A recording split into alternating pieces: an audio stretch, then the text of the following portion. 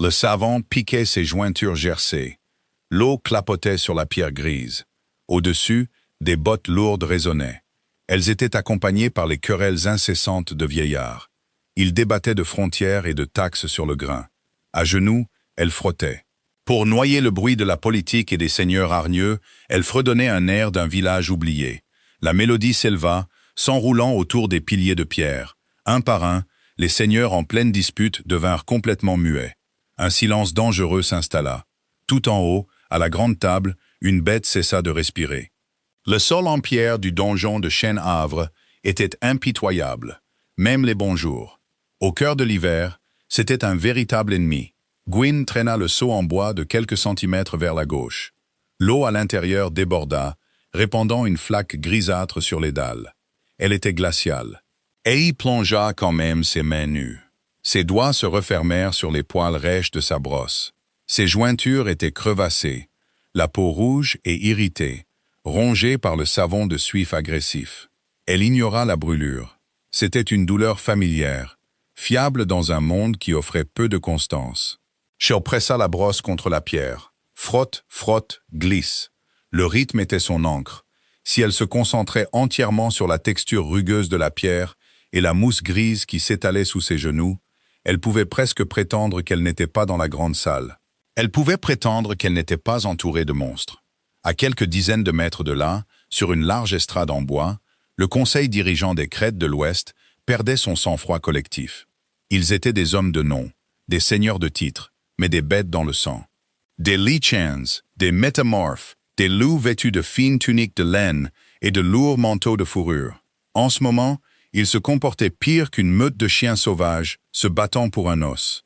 Ils ont traversé la rivière Bras. La voix du seigneur Hoster gronda, résonnant contre les hauts plafonds voûtés. Il abattit un poing lourd sur la table en chêne, faisant cliqueter les gobelets en étain. 3 moutons morts, un berger disparu, et vous restez là à fixer le feu. Ils testent nos frontières. Ils meurent de faim, Hoster.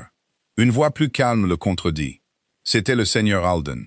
Il était plus âgé, ses cheveux argentés, son ton empreint de cette condescendance qui ne venait qu'après des décennies à survivre à la politique d'émeute. L'hiver est venu tôt. Le gibier s'est retiré au plus profond des montagnes.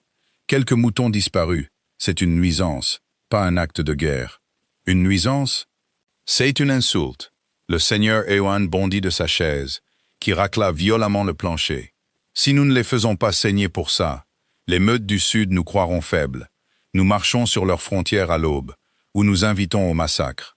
Gwyn essora son chiffon, l'eau sale éclaboussant le fond du seau. Idiots, pensa-t-elle sèchement. Les hommes affamés ne se soucient pas des frontières. Les hommes affamés se soucient de la viande. Elle changea de position, une douleur sourde lui lançant dans le bas du dos. L'ourlet mouillé de sa jupe de lin collait à ses jambes, la glaçant jusqu'aux os. Elle garda la tête baissée. Ses cheveux bruns en désordre tombaient sur ses yeux, cachant son visage au reste de la salle. Les serviteurs à Chêne-Havre devaient être invisibles, surtout les serviteurs humains. Attirer l'œil d'un seigneur quand les esprits s'échauffaient était une bonne façon de finir blessé. Le loup était trop proche de la surface. On pouvait finir couverte de bleu, en sang, ou pire encore.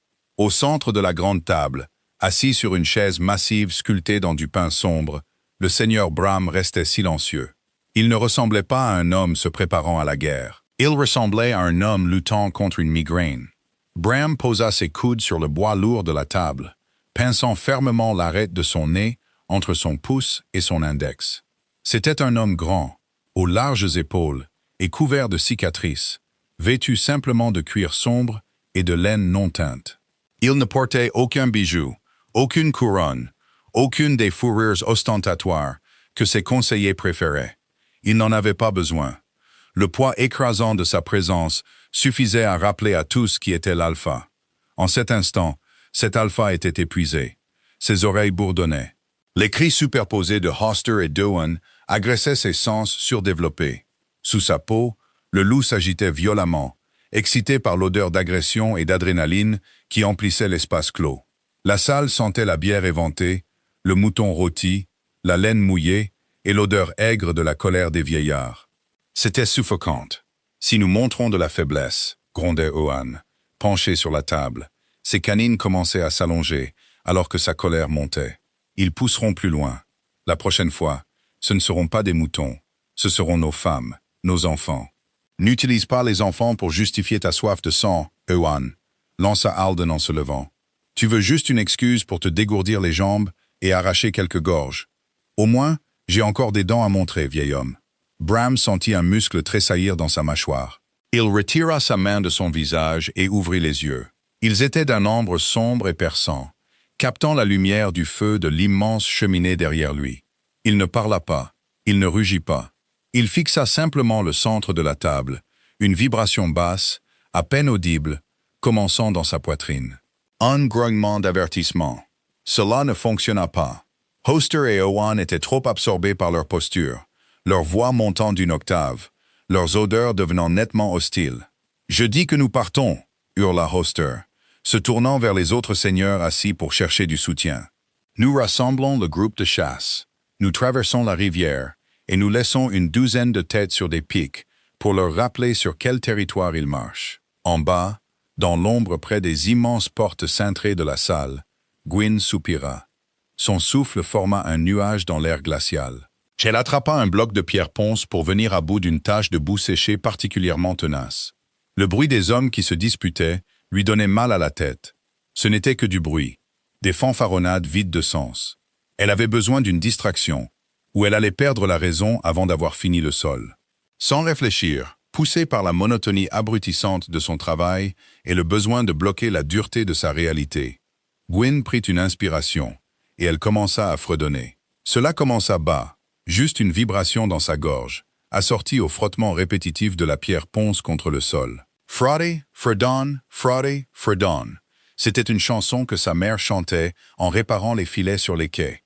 C'était il y a une éternité, avant que la maladie ne frappe la côte, avant que les dettes ne s'accumulent, avant que Gwyn ne soit vendue comme servante pour payer les comptes d'un homme mort. C'était un chant de travail, lent, méthodique, fait pour les longues nuits froides où la seule chose qui vous tenait chaud était le rythme de votre propre souffle.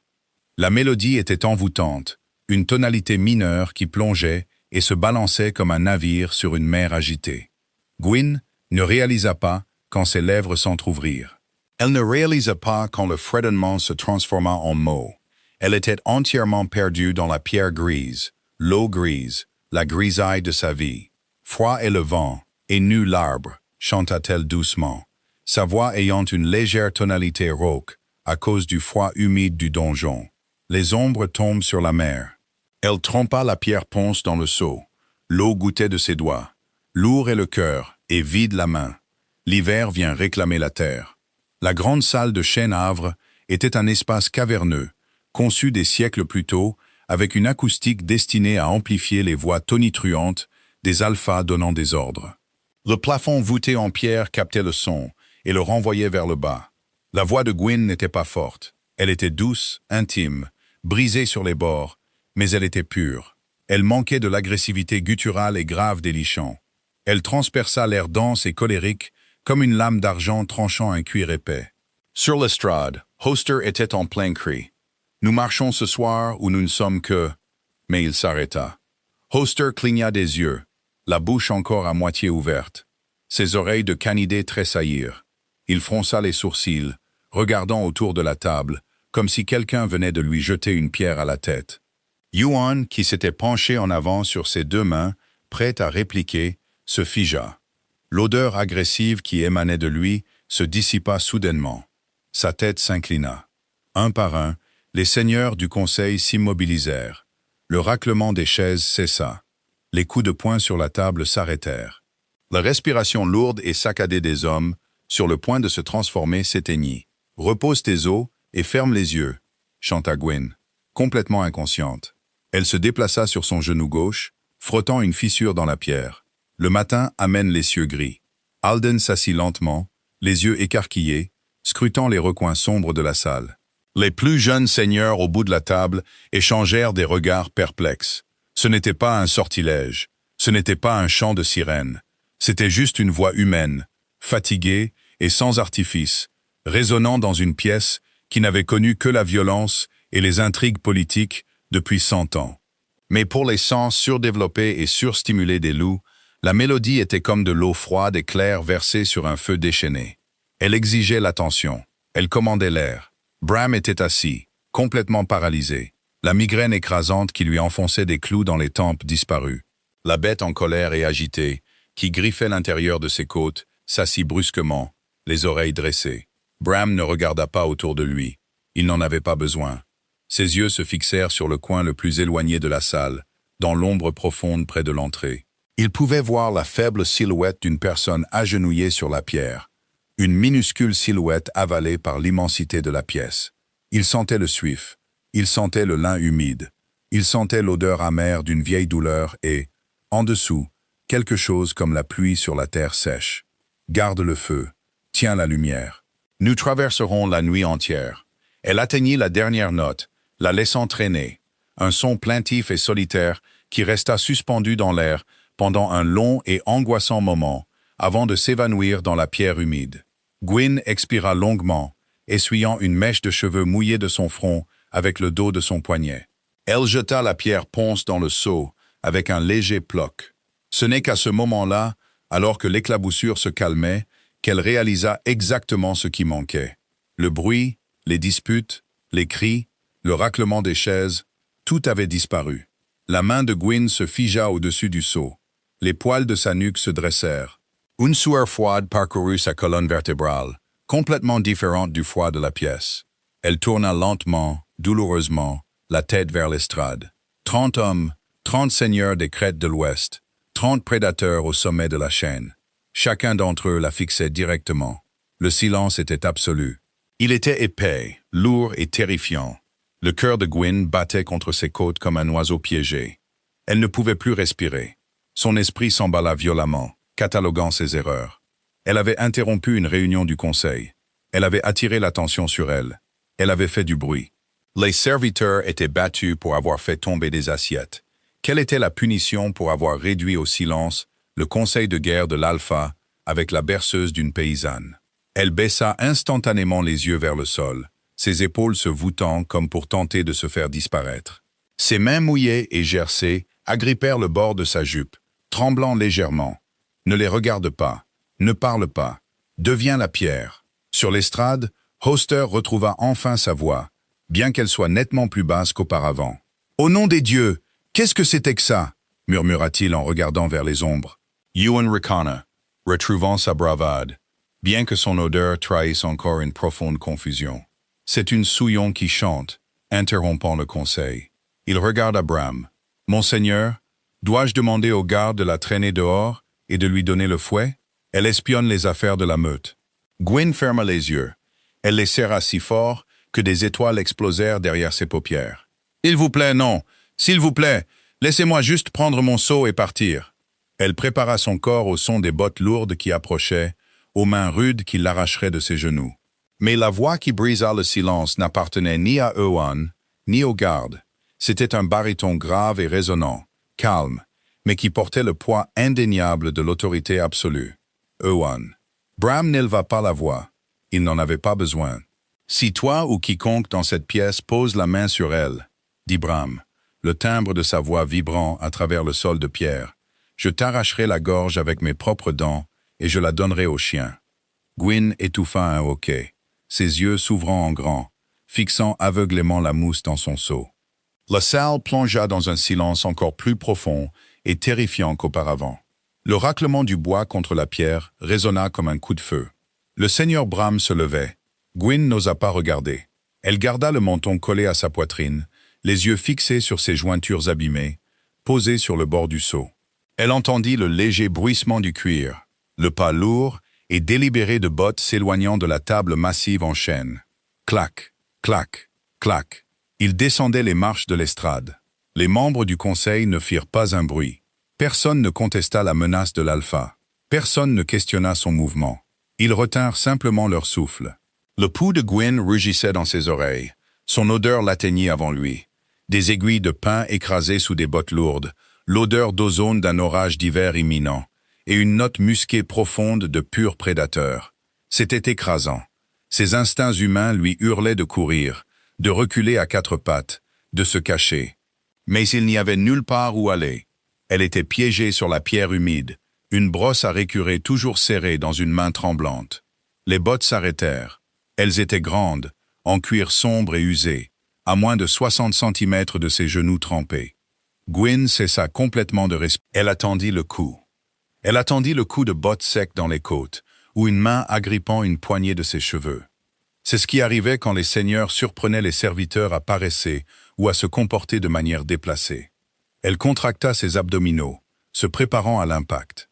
Au lieu de cela, il y eut un léger bruissement de tissu et de cuir. Bram s'agenouilla. Il ne s'accroupit pas seulement.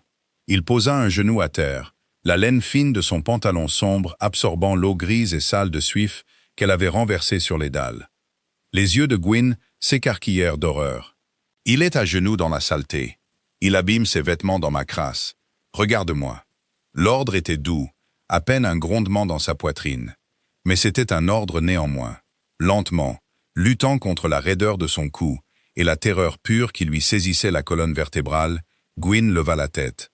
Elle s'attendait à voir de la fureur. Elle s'attendait à voir les yeux monstrueux et brillants d'un alpha prêt à punir. Elle se retrouva à regarder des yeux de la couleur du whisky sombre. Ils ne brillaient pas. Ils n'étaient pas sauvages. Ils étaient incroyablement, profondément fatigués. Il y avait de lourdes ombres sous eux, témoignant de semaines sans sommeil, d'un esprit poussé à la limite absolue de son endurance. De près, le visage de Bram était rude, encadré par des cheveux sombres qui avaient désespérément besoin d'être coupés. Une cicatrice pâle et déchiquetée traversait son sourcil gauche. Il ressemblait moins à un roi qu'à un soldat qui se battait dans une guerre depuis bien trop longtemps. Il ne regarda pas son visage tout de suite. Son regard tomba sur ses mains. Gwyn essaya instinctivement de les retirer, honteuse de la peau gercée, de la saleté, des cloques rouges et irritées dues au savon. Mace Bram tendit la main. Il ne l'attrapa pas. Il ne la força pas. Il déplaça simplement sa grande main calleuse dans son champ de vision, paume vers le haut, l'offrant comme un pont. Une question? Elle la fixa. Elle ne bougea pas. Elle ne pouvait pas. Bram laissa sa main retomber sur son genou, acceptant sa peur sans colère. Il releva les yeux vers son visage. Il l'étudia. Il observa les cheveux humides et en désordre, les creux de ses joues, l'épuisement total imprimé dans sa posture. « Quel est ton nom ?» demanda-t-il doucement, s'assurant que les mots ne remontent pas jusqu'à l'estrade. Gwyn déglutit difficilement. Sa gorge était incroyablement sèche. « Gwyn, monseigneur » croassa-t-elle. Sa voix se brisa. Elle s'éclaircit la gorge et essaya de nouveau, détestant à quel point elle paraissait faible. « Gwyn! Gwyn !» Il testa le nom. Il semblait lourd sur sa langue. Il ne sourit pas, mais une quantité microscopique de tension sembla quitter ses épaules. « Tu as un très mauvais sens du timing, Gwyn. »« Je suis désolé, monseigneur, » murmura-t-elle frénétiquement, les mots sortant en un flot précipité. « Je ne le voulais pas. J'essayais juste de finir le sol. Je ne pensais pas que quelqu'un pouvait m'entendre. Je vais partir. Je ne cesserai jamais. » Elle ferma la bouche d'un coup sec. Bram se pencha légèrement en avant. La proximité était vertigineuse. La chaleur pure qui émanait de son grand corps combattait le courant d'air de la salle. « Je ne suis pas en colère, Gwyn. Je ne vais pas te faire de mal. » Il marqua une pause, ses yeux se plissant légèrement en remarquant le violent sursaut qu'elle eut au mot « mal ». Une ombre sombre et dangereuse traversa son visage, mais elle disparut en un clin d'œil, maîtrisée avant que le loup ne puisse faire surface. « La chanson, » dit-il doucement. « Où l'as-tu apprise ?» Gwyn cligna des yeux, complètement décontenancé par la question. « Ma mère, monseigneur, ce n'est qu'une chanson de la côte pour les nuits froides. » Bram hocha lentement la tête. Il regarda par-delà elle, vers les portes en bois cintré, menant au couloir des serviteurs. Puis il regarda le seau, la brosse, la portion éreintante de sol qui lui restait à nettoyer. « Laisse ça, dit-il. » Gwyn fronça les sourcils, confuse. « Monseigneur, le sol, laisse ça. » Bram se releva. Il la dominait de toute sa hauteur, projetant une longue ombre qui l'engloutit complètement. Il ne lui offrit pas sa main à nouveau, semblant conscient que cela ne ferait que la terrifier. Debout, Gwyn se releva en se dépêchant, sa jupe mouillée collant lourdement à ses jambes. Elle garda la tête baissée, ses mains jointes fermement pour cacher leur tremblement. Bram lui tourna le dos, faisant face à l'estrade où les 29 seigneurs du conseil étaient toujours assis dans un silence stupéfait et nerveux. « Le conseil est renvoyé », annonça Bram. Sa voix n'était plus le murmure doux et fatigué qu'il avait utilisé avec Gwyn. C'était le claquement d'un fouet. Absolu, final. Hearst bondait de sa chaise. Renvoyé, Bram? Nous n'avons pas décidé des patrouilles frontalières. Nous n'avons pas... J'ai dit... La voix de Bram baissa d'une octave. Le ton monstrueux et rauque de l'alpha transparaissant enfin, faisant vibrer les pierres même sous leurs pieds. Renvoyé. Les frontières tiendront une nuit de plus. Allez vous coucher. Quiconque se trouvera encore dans cette salle dans 60 secondes sera jeté au cachot. Alden n'hésita pas. Il s'inclina profondément, rassembla ses fourrures et se dirigea d'un pas vif vers les sorties latérales. Les plus jeunes seigneurs se bousculèrent presque pour le suivre. Même Hoster et Ewan, après avoir échangé un regard furieux mais totalement défait, attrapèrent leurs manteaux et sortirent de la salle en trombe. En quelques instants, les lourdes portes se refermèrent, les échos rebondissant dans la pièce caverneuse avant de s'évanouir dans un silence total. Il ne restait plus que deux, un roi alpha fatigué et une souillon aux jointures en sang. Bram se retourna vers Gwyn. La colère qui avait été dirigée contre le conseil disparut instantanément.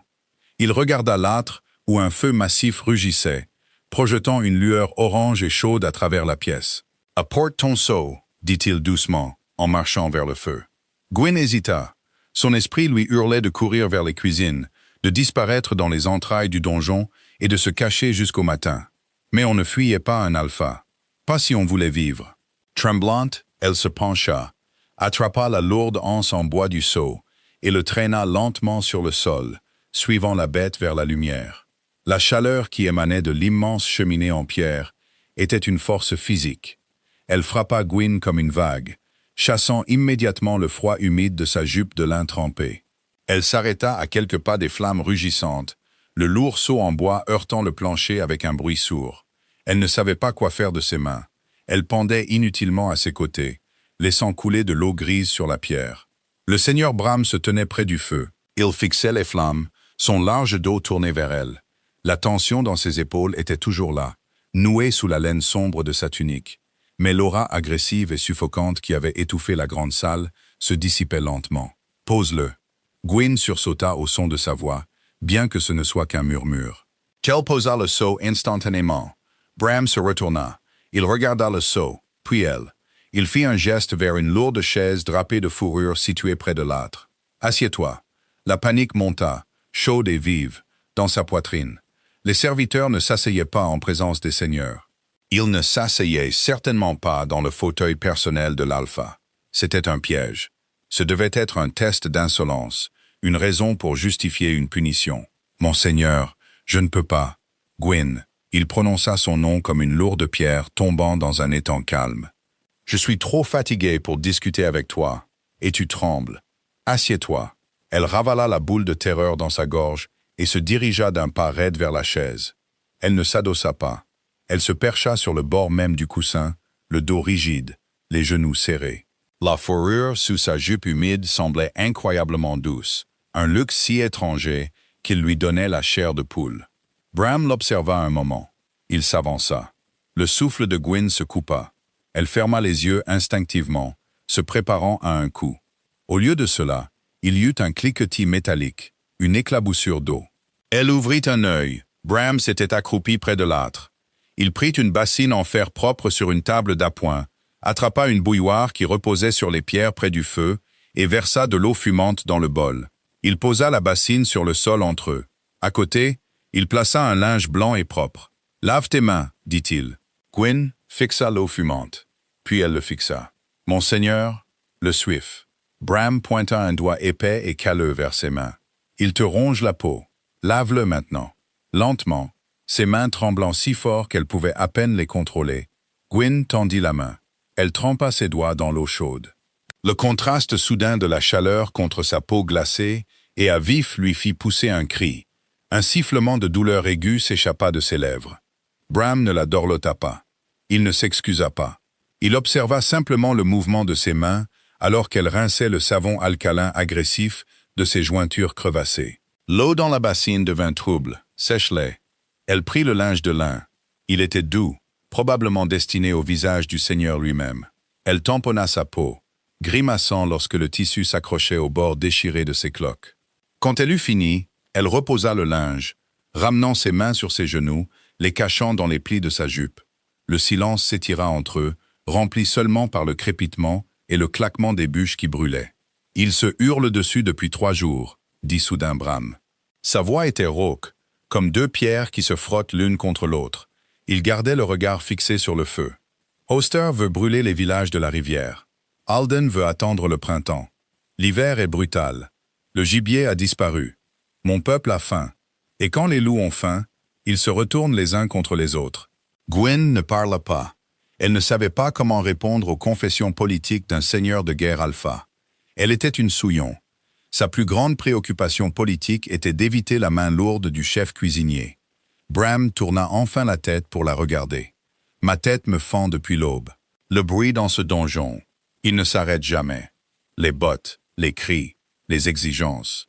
La bête sous ma peau griffe mes côtes, suppliant d'être libérée pour pouvoir arracher la gorge de Oster, juste pour acheter un moment de calme. Il s'adossa contre la pierre de l'âtre, croisant les bras sur sa poitrine. « Et puis, continua-t-il, sa voix tombant à un quasi-murmure, « tu as commencé à chanter. » Le cœur de Gwyn martela. « C'était une erreur, monseigneur. Je me suis oublié. Je voulais seulement bloquer le... » Elle s'interrompit, réalisant qu'elle était sur le point d'insulter le conseil. « Le froid. Je voulais bloquer le froid. Chante-la encore. » Gwyn se figea. « Monseigneur, la chanson. Chante-la encore. » Il ne lui ordonnait pas. Le ton était complètement dépourvu du commandement d'un alpha. C'était la requête d'un homme épuisé, désespéré. Gwyn le regarda vraiment.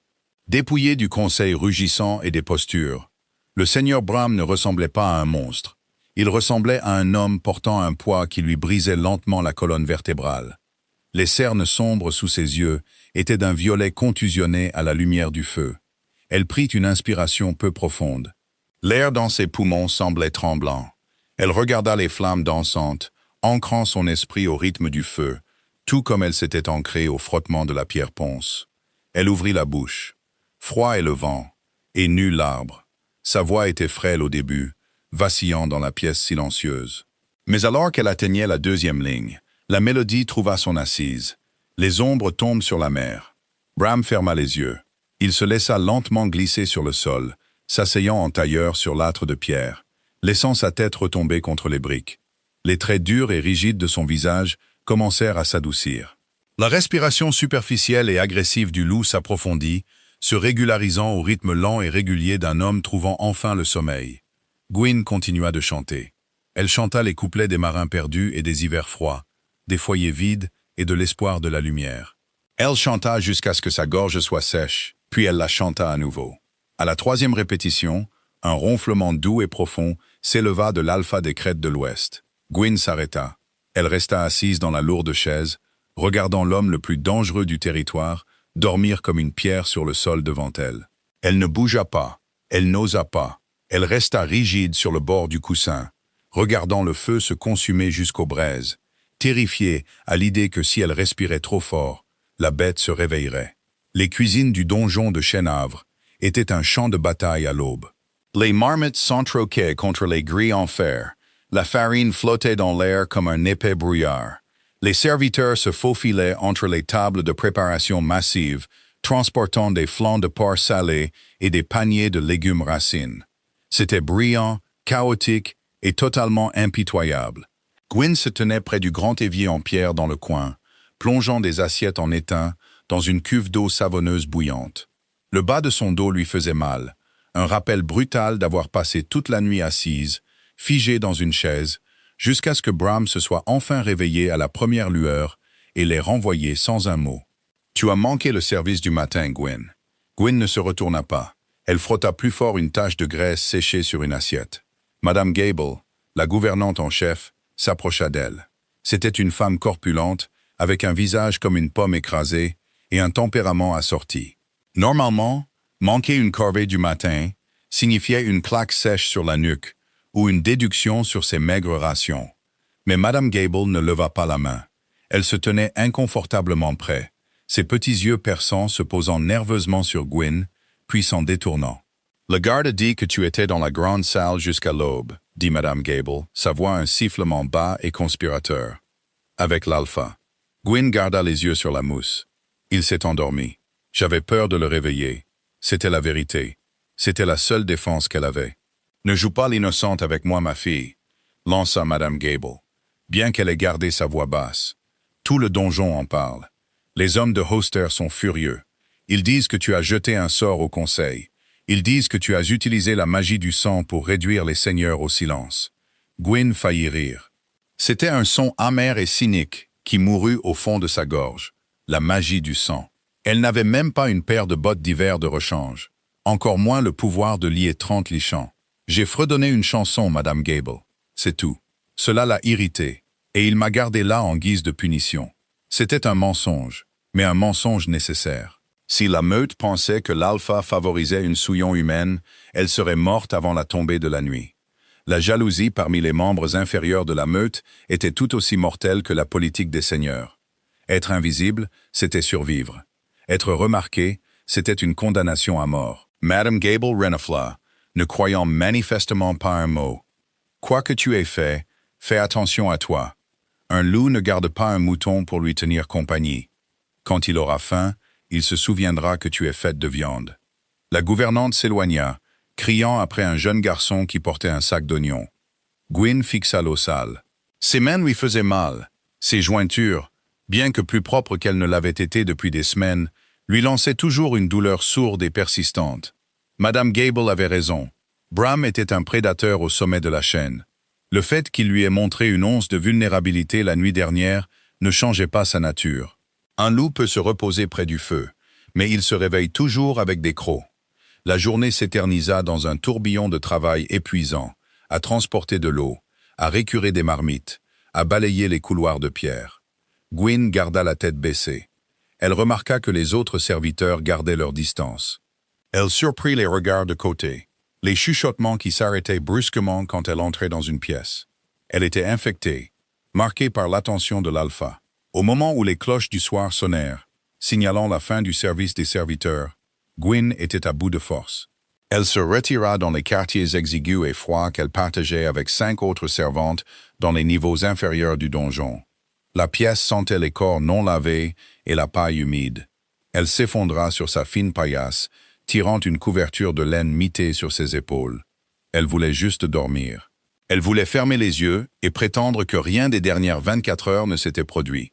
La lourde porte en bois des quartiers des serviteurs grinça en s'ouvrant. Gwyn. Les yeux de Gwyn s'ouvrirent d'un coup. Dans l'embrasure de la porte se tenait Miller, un capitaine de la garde intérieure du donjon. C'était un lichen massif et balafré, portant la lourde cotte de maille et le cuir sombre de la suite personnelle de l'alpha. Les autres servantes dans la pièce se reculèrent contre les murs, les yeux écarquillés de terreur. Miller ne les regarda pas. Il garda son regard fixé sur Gwyn. « L'alpha vous demande, » gronda Miller. L'estomac de Gwyn se noua. La froide réalité de sa situation s'abattit de nouveau sur elle. Le sursis était terminé. Le loup s'était réveillé. Elle ne discuta pas. Elle ne pleura pas. Elle se releva simplement de la paillasse, ses articulations protestant à chaque mouvement. Elle lissa son tablier taché, enfila ses chaussures en cuir usé et se dirigea vers la porte. En passant devant Miller, elle ne leva pas les yeux. Elle suivit simplement le pas lourd de ses bottes, s'attendant pleinement à être conduite dans le ventre sombre et humide des cachots du donjon. Au lieu de cela, il la fit monter. Ils gravirent les escaliers en colimaçon qui menaient aux étages supérieurs du donjon. L'air y était plus chaud, le froid humide des niveaux inférieurs remplacé par la chaleur sèche de braseros stratégiquement placés. Les sols étaient recouverts d'épais tapis tissés qui étouffaient le son de leurs pas. Miller s'arrêta devant une paire de lourdes portes en chêne cerclées de fer noir. Il frappa une fois, fermement, puis poussa la porte de droite. Il s'écarta, faisant signe à Gwyn d'entrer. Elle hésita une fraction de seconde, prenant une profonde inspiration pour se stabiliser avant de franchir le seuil. La porte se referma lourdement derrière elle. C'était un bureau, une immense pièce circulaire tapissée du sol au plafond d'étagères, gémissant sous le poids de registres reliés en cuir, de parchemins anciens et de tomes épais. Au centre de la pièce, une énorme table en bois dominait l'espace. Elle était entièrement recouverte de cartes, des cartes en parchemin, des cartes en cuir, des croquis grossiers dessinés sur des peaux tannées. Elles étaient maintenues par des dagues en fer, des galets de rivière, et des gobelets de vin à moitié vides. Bram se tenait au-dessus de la table. Il avait l'air pire que la nuit précédente. Ses manches étaient retroussées au-delà de ses coudes, révélant des avant-bras épais, noueux de muscles et couverts de cicatrices argentées estompées. Ses mains étaient posées à plat sur une grande carte des crêtes de l'Ouest. Sa tête était baissée entre ses épaules. L'air dans la pièce était d'une épaisseur suffocante. Il sentait l'encre renversée, le vin éventé, et l'odeur cuivrée et âcre de l'agression montante. « Ils ont traversé la rivière », dit Bram. Sa voix était un râle dur et rauque. Il ne leva pas les yeux. Gwyn resta figé près de la porte. « Monseigneur. » Hoster avait raison, continua Bram, ses doigts se crispant, s'enfonçant dans les bords du parchemin. Le bois de la table gémit sous sa poigne. Les meutes du Sud, elles n'ont pas seulement pris des moutons cette fois. Elles ont attaqué un village frontalier, brûlé 3 maisons, tué un homme qui a essayé de les arrêter. Gwyn sentit une terreur glaciale s'installer dans ses entrailles. La guerre. La chose dont le Conseil avait hurlé n'était plus un débat théorique. Elle était là. Bram leva enfin la tête. Ses yeux étaient féroces. L'ambre sombre se transformait en un or brillant et terrifiant, le signe d'un loup dangereusement proche de la surface, luttant pour le contrôle de l'esprit de l'homme. Sa poitrine se soulevait de respirations saccadées. « Je leur ai dit de tenir !» gronda Bram en s'éloignant de la table. Il se mit à faire les 100 pas, ses mouvements saccadés et complètement agités. « Je leur ai acheté une nuit de paix, et le Sud l'a utilisé pour faire couler le sang. Maintenant, mon conseil exige un massacre, et ma bête est d'accord avec eux. » Il cessa de marcher, et tourna son regard brûlant sur Gwyn. L'intensité de sa concentration la fit reculer d'un demi-pas, jusqu'à ce que son dos heurte la lourde porte en chêne. « Chante !» ordonna-t-il. Le mot s'arracha de sa gorge, un aboiement désespéré. La bouche de Gwyn devint complètement sèche. Elle était terrifiée. L'homme en face d'elle était à peine un homme en ce moment. Il était un ressort de pure violence, cherchant un exutoire. « Monseigneur, je... » « Fais-le. » Bram s'avança vers elle, un grognement bas et menaçant vibrant dans sa poitrine. « Sors-le de ma tête. Fais-le taire. Chante. » Gwyn serra les yeux. Elle ne pensa pas aux paroles. Elle ne pensa pas à la mélodie. Elle se rabattit simplement sur la seule chose qui l'avait ancrée au sol de pierre la veille. Elle ouvrit la bouche et laissa le son sortir. Froid est le vent et nu l'arbre. Sa voix trembla violemment sur la première note. Elle était fine, fluette et empreinte de pure panique. Cela ne ressemblait pas à une berceuse. Cela ressemblait à un appel à la pitié. Les ombres tombent sur la mer. Elle se força à prendre une profonde inspiration, poussant l'air de son diaphragme, essayant de calmer le tremblement. Elle garda les yeux fermés, s'isolant de la vue terrifiante du prédateur, aux yeux d'or qui arpentaient à quelques pas d'elle. Lourd est le cœur, et vide la main. L'hiver vient réclamer la terre. Les pas s'arrêtèrent. La respiration lourde et saccadée dans la pièce se bloqua, puis, lentement, douloureusement, commença à se régulariser. Gwyn ne s'arrêta pas. Elle surmonta la peur, laissant le rythme plaintif et régulier de la chanson de marin remplir l'air lourd du bureau. Elle chanta le 2e couplet, puis le 3e. Quand elle ouvrit enfin les yeux, Bram se tenait de l'autre côté de la table des cartes. L'or brillant avait disparu de ses iris, retournant à l'ambre épuisé et meurtri. Ses mains étaient de nouveau à plat sur la table, mais sa prise était lâche. Le parchemin ne se déchirait plus sous ses griffes. Il fixait la carte, sa poitrine se soulevant et s'abaissant à un rythme humain régulier. « Il meurt de faim », dit Gwyn doucement. Elle ne savait pas pourquoi elle parlait. Les mots lui échappèrent avant qu'elle ne puisse les arrêter. Son instinct de survie lui hurlait de se taire, de rester un outil passif, un oiseau chanteur pour la folie du roi. Mais elle regardait la carte. Elle regardait les dessins grossiers des montagnes du Sud, durs et stériles. Bram leva lentement la tête. Il la regarda, la voyant vraiment pour la première fois cette nuit-là. « Qu'as-tu dit ?»« Les meutes du Sud », répondit Gwyn, sa voix se stabilisant. Elle s'éloigna de la porte, se rapprochant d'un pouce de la table. « Vous l'avez dit vous-même hier, le gibier s'est retiré. L'hiver est brutal. Ils n'attaquent pas parce qu'ils veulent vous conquérir, monseigneur. Ils attaquent parce que les morts ne sentent pas la faim. » Les yeux de Bram se plissèrent légèrement. Il n'avait pas l'air en colère. Il avait l'air totalement intrigué. « Tu parles avec audace pour une souillon. Je parle comme quelqu'un qui sait ce que c'est d'avoir faim. Gwyn sentit le ton cynique et endurci de sa propre vie teinter sa voix. Elle regarda ses mains balafrées. La faim vous prive de raison. Elle fait de vous une bête bien avant que la lune ne le fasse. Si vous envoyez une armée là-bas, et que vous les massacrez, vous gagnerez. Mais vous tuerez des fantômes. Bram se tourna complètement vers elle, appuyant sa hanche contre la lourde table. « Et que voudrais-tu que je fasse, Gwyn? Leur envoyer un chariot de notre propre grain? Dire à ma meute que nous récompensons le meurtre par la charité? Non, dit doucement Gwyn, rencontrant son regard. La peur était toujours là, mais elle était éclipsée par une sombre compréhension partagée d'un monde cruel. Vous sécurisez la frontière. Vous construisez un mur de lances si épais qu'ils ne peuvent pas le traverser. Vous laissez l'hiver les tuer, ou vous les laissez se retourner les uns contre les autres.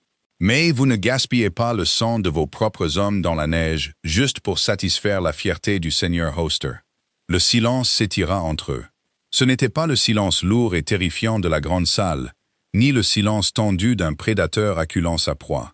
C'était le silence calme et mesuré d'un général pesant un conseil. Bram regarda de Gwyn à la carte, puis de nouveau à Gwyn. « Tu es une créature très cynique, nota-t-il, un léger sourire amusé, touchant le coin de sa bouche. « Je suis une survivante, monseigneur, » répondit Gwyn platement. « L'idéalisme est un luxe pour ceux qui ont le ventre plein. » Bram la fixa longuement.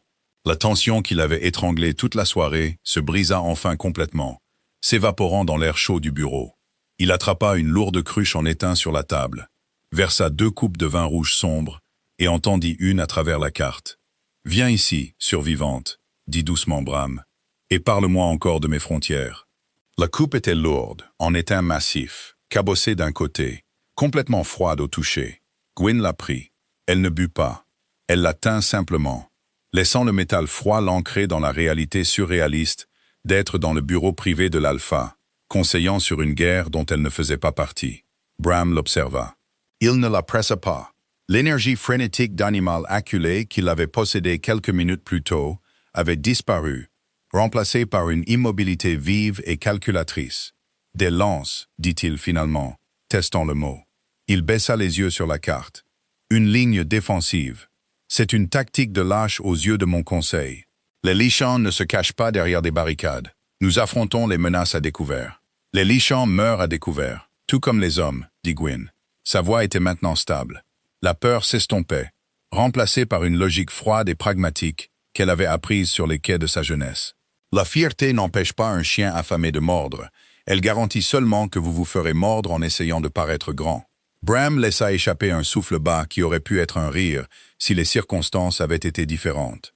Il tendit la main et fit glisser un marqueur en bois sculpté sur le parchemin, le plaçant sur un étroit col de montagne qui séparait les crêtes de l'ouest des territoires du sud. « Les goulets de fer, » murmura Bram. « Si je retire les groupes de chasse et que je les stationne ici, cela crée un goulot d'étranglement. Ils ne peuvent pas nous déborder. Les montagnes sont totalement impraticables dans cette neige. Ils heurteront la ligne, réaliseront qu'ils ne peuvent pas la briser sans se massacrer, et rebrousseront chemin. Ou ils gèleront en essayant, ajouta Gwyn doucement. Bram leva les yeux. L'ombre dans ses yeux était claire, totalement dépourvue de la folie dorée. Cela enragera Hoster. Il me traitera de faible. Qu'il le fasse. Gwyn posa la coupe sur le bord de la table. La fierté de Hoster ne nourrira pas votre meute quand le printemps viendra, et que la moitié de vos hommes seront enterrés dans la neige. Pendant un long moment, le seul son dans le bureau fut le crépitement du feu de cheminée. Bram fixa la barricade improvisée sur la carte, ses larges épaules se soulevant et s'abaissant au rythme de respiration lente et mesurée. Il ressemblait à un homme qui avait porté un rocher et à qui on venait de dire qu'il pouvait le poser. Miller, le cri fit trembler les vitres des fenêtres. Les lourdes portes en chêne s'ouvrirent immédiatement. Le capitaine massif entra, ses yeux se posant rapidement sur Gwyn, puis se fixant sur son Alpha. « Monseigneur, réveillez le conseil, » ordonna Bram, sa voix résonnant d'une autorité absolue et inébranlable. « Dites-leur de se réunir dans la salle de guerre. Nous ne marchons pas vers le sud. Nous fortifions les goulets de fer. Quiconque s'y opposera répondra de mes crocs. » Miller ne cilla pas. « Oui, monseigneur. » Il se tourna et disparut dans le couloir. Bram se retourna vers Gwyn. Il s'éloigna de la table, comblant la distance entre eux, jusqu'à ce qu'il se tienne à quelques centimètres d'elle. Son odeur de pain et d'ozone l'enveloppa, chaude et lourde. « Retourne dans tes quartiers, Gwyn, » dit-il doucement. « Dors. Demain, tu ne te présenteras pas aux cuisines. Tu te présenteras dans mes appartements. J'ai besoin qu'on entretienne un feu. J'ai besoin de quelqu'un pour verser le vin. » Gwyn le regarda. Elle savait exactement ce qu'il faisait. Il la sortait des niveaux inférieurs. Il la plaçait sous sa protection directe. « Le conseil parlera, monseigneur, » l'avertit-elle, un nœud d'anxiété se serrant dans sa poitrine. « Qu'il parle, » dit Bram. Il tendit sa grande main calleuse, qui plana un instant avant de repousser doucement une mèche de cheveux rebelles derrière son oreille. Le contact fut si léger qu'elle le sentit à peine, mais il envoya une onde de choc le long de sa colonne vertébrale. Je ne me soucie plus de leur bruit. Les 3 semaines suivantes furent une leçon d'endurance exténuante. La vie de Gwyn changea radicalement, mais resta tout aussi dangereuse. Elle ne frottait plus les sols de la grande salle. Ses jointures à vif et boursouflées guérirent lentement, laissant des cicatrices dures et brillantes. Elle passait ses journées dans les étages supérieurs, s'occupant de l'âtre dans les appartements de Bram, organisant son bureau chaotique et se tenant silencieusement dans un coin lors de ses plus petites réunions de conseil privé. Elle était officiellement une servante personnelle. Officieusement, elle était son ancre. Lorsque la nouvelle arriva que la meute du Sud avait atteint les goulets de fer, la tension au donjon de Chêne-Havre atteignit un paroxysme. Le seigneur Hoster ragea. Il exigea une contre-attaque. La salle de guerre devint une poudrière de seigneurs hurlants et de crocs découverts. Gwyn se tenait dans l'ombre, tenant une cruche d'eau. Elle observait Bram. L'alpha était assis à la tête de la table, absorbant la fureur de ses subordonnés. Quand ses mains agrippaient les accoudoirs de sa chaise assez fort pour faire éclater le bois, quand ses yeux brillaient d'or et que le grognement commençait à gronder dans sa poitrine, il levait les yeux. Il trouvait Gwyn dans l'ombre. Elle ne chantait pas. Elle n'en avait pas besoin. Elle soutenait simplement son regard.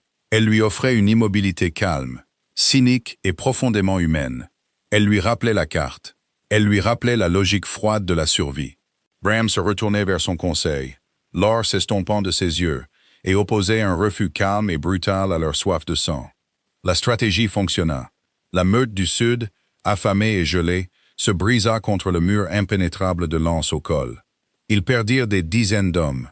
Bram en perdit 3. C'était une victoire tactique que même Hoster ne pouvait nier, bien qu'il ait avalé la pilule amère avec un dégoût visible. Mais les créatures affamées n'agissent pas toujours avec une logique tactique. Parfois, la faim engendre une folie qui ignore les portes lourdement gardées et cherche les fissures dans les fondations. Cela arriva durant la nuit la plus froide de février. Gwyn était dans les niveaux inférieurs. Elle était allée aux cuisines chercher une tisane spécifique pour Bram, qui luttait contre un frisson tenace, après avoir inspecté les tours de guet extérieures. Les cuisines étaient relativement calmes.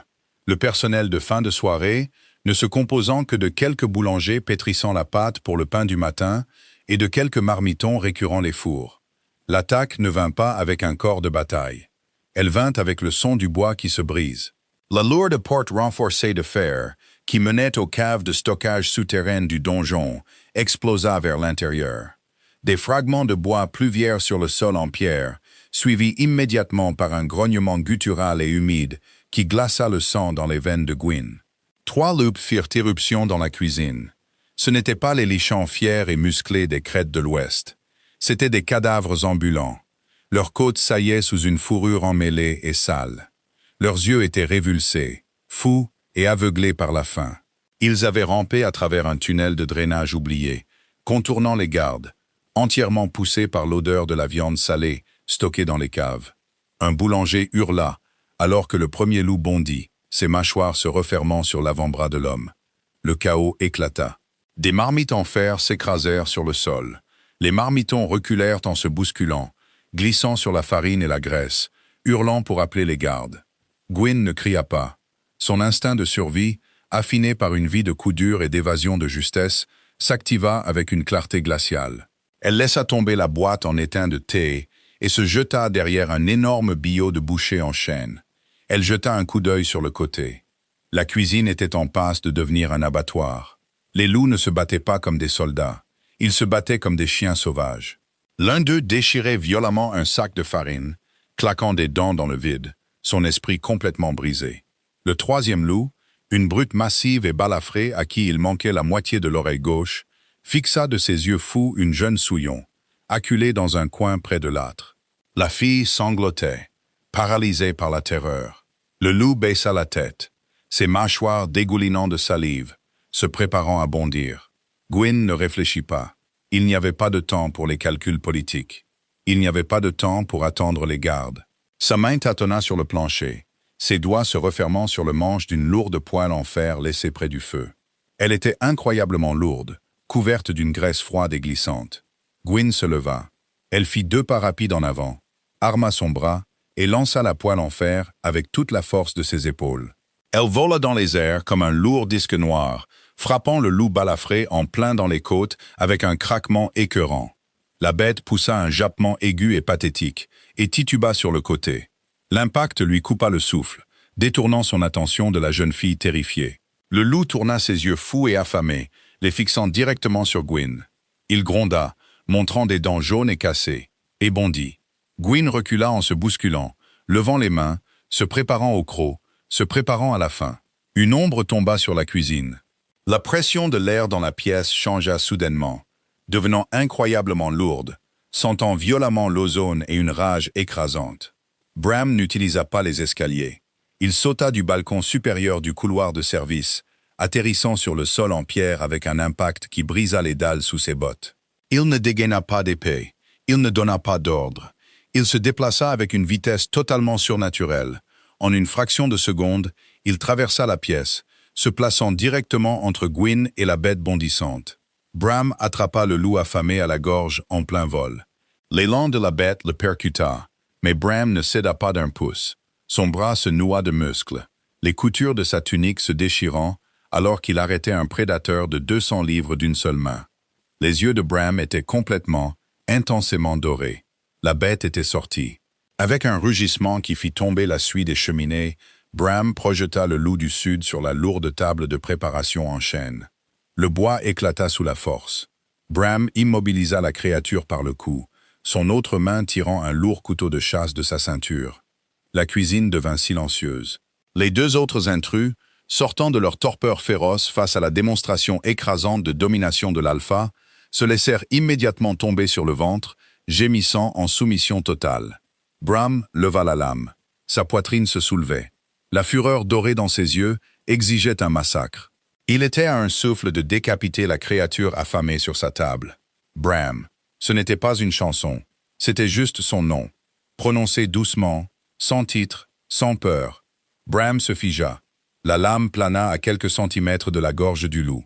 Gwyn sortit de derrière le billot. Elle tremblait. Son tablier était couvert de farine, ses mains tremblaient violemment. Mais elle marcha vers lui. Elle entra directement dans l'aura du prédateur suprême, s'arrêtant à quelques centimètres de son bras. Elle baissa les yeux sur la créature épinglée à la table. Elle ne se débattait pas.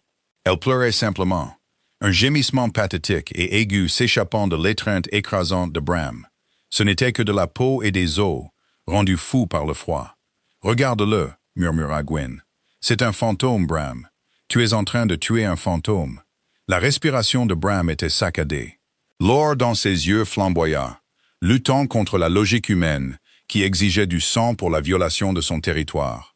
Gwyn ne recula pas. Elle tendit sa petite main pâle, la posant légèrement sur son avant-bras massif et noueux. Son contact était chaud, rassurant. « Le mur a tenu, dit-elle, sa voix un ancrage stable dans la tempête de sa rage. Ils sont brisés. Laisse les gardes les jeter au cachot. Ne les laisse pas faire de toi un boucher. Sois le roi. » Bram fixa le loup affamé.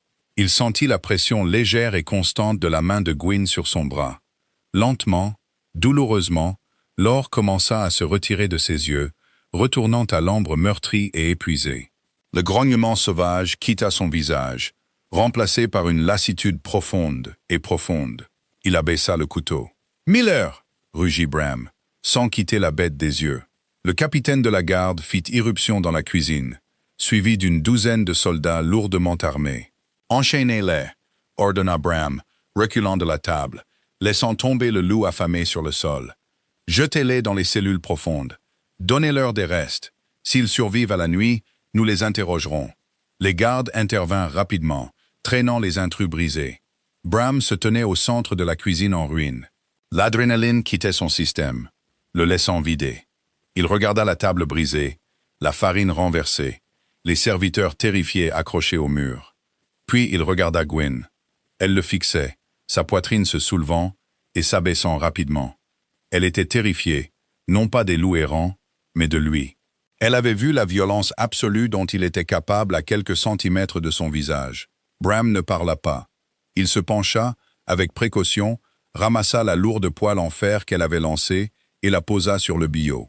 Il regarda ses mains, dépourvues des brûlures rouges et irritées du suif, mais toujours tremblantes. Sans un mot, Bram prit sa main. Il ne la tira pas. Il enveloppa simplement ses petits doigts tremblants dans sa paume massive, tournant le dos au décombre, et la conduisit hors de l'obscurité. Le givre se brisa. L'hiver céda. Ce ne fut pas une belle explosion soudaine de printemps. Ce fut une transition boueuse et éreintante, qui transforma la cour du donjon de Chêne-Havre en un bourbier traître et provoqua des fuites dans le toit à une douzaine d'endroits. Mais pour les habitants des crêtes de l'Ouest, le son de l'eau qui goutte était la plus belle musique du monde.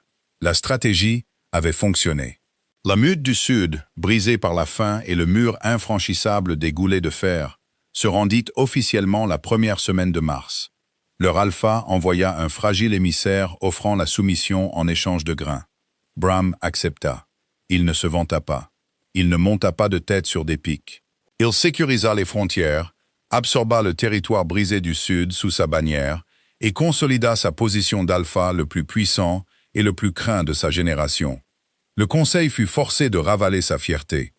Le seigneur Hoster, bien que maussade, ne pouvait pas contester une victoire sans effusion de sang et un territoire élargi. Il inclina la tête à la grande table, renouvelant son serment de loyauté.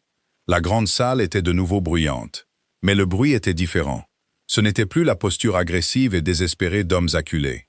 C'était le bruit tapageur et arrogant d'une meute qui avait survécu. Gwyn se tenait sur le balcon supérieur, regardant la célébration en bas. Elle portait une robe de fine laine bleu foncé. Ses cheveux étaient propres, brossés, et tombaient doucement dans son dos. Ses mains reposaient sur la balustrade en pierre sculptée. Elles étaient complètement guéries.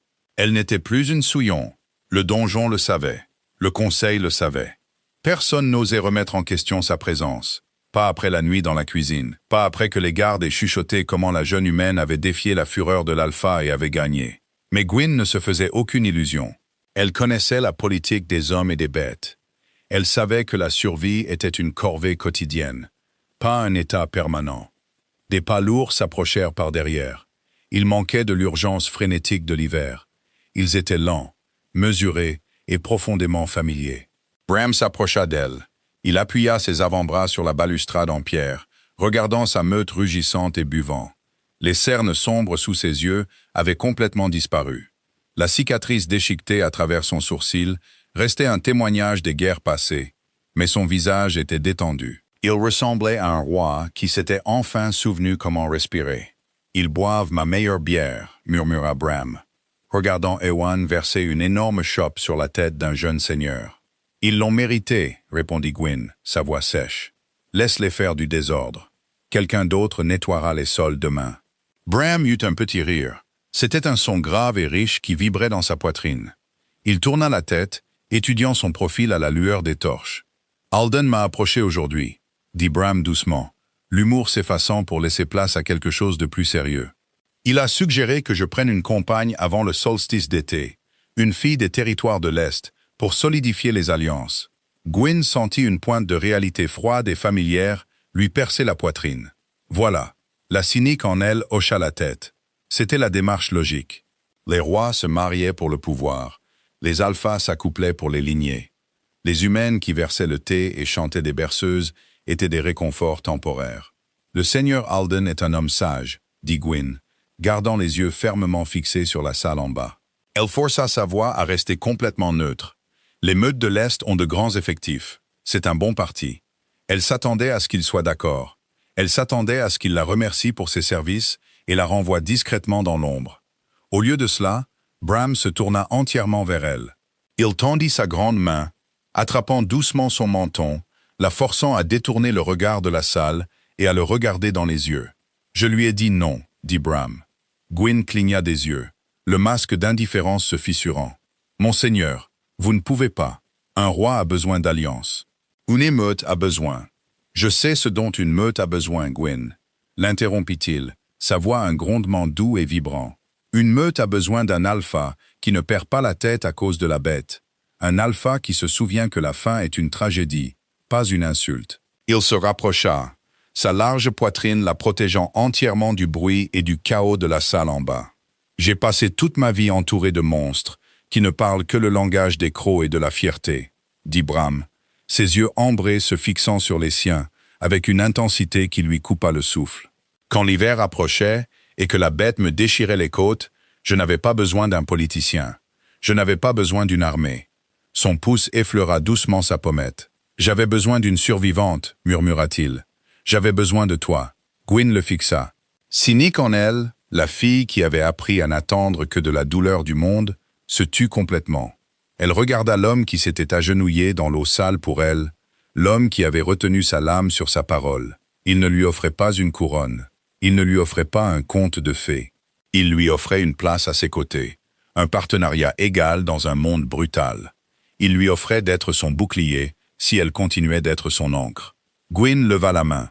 Elle posa sa main sur la sienne, ses doigts balafrés reposant sur ses jointures rugueuses et calleuses. « Je ne suis pas un loup, Bram, » dit-elle doucement, un petit sourire sincère se dessinant enfin sur son visage. « Je ne te laisserai pas dévorer les seigneurs qui t'agacent. » Bram lui sourit en retour, une lueur féroce et protectrice dans ses yeux ambrés. « Dommage, » murmura-t-il, se penchant jusqu'à ce que son front repose contre le sien. « Mais je suppose que je peux vivre avec ça. » En bas, la meute rugissait de célébration, inconsciente du fait que leur survie, leur paix et la santé mentale de leur roi avaient été assurées par une fille avec une brosse à récurer et une chanson.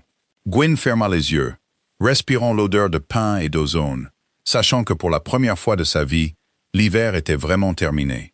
Voilà comment une survivante cynique a réduit au silence une salle de monstres et a dompté la bête à l'intérieur du roi. Pas de magie, pas de grandes destinées, juste le pouvoir humain brut d'une voix dans l'obscurité et le courage de rester ferme. Si vous avez aimé cette immersion dans une romance de loup-garou réaliste et intense, appuyez sur le bouton « J'aime » pour nous le faire savoir. Partagez cette histoire avec quelqu'un qui aime la dark fantasy politique avec une vraie profondeur émotionnelle. Et n'oubliez pas de vous abonner à la chaîne pour plus de fiction audio originale et immersive. La meute s'agrandit, et nous voulons que vous en fassiez partie.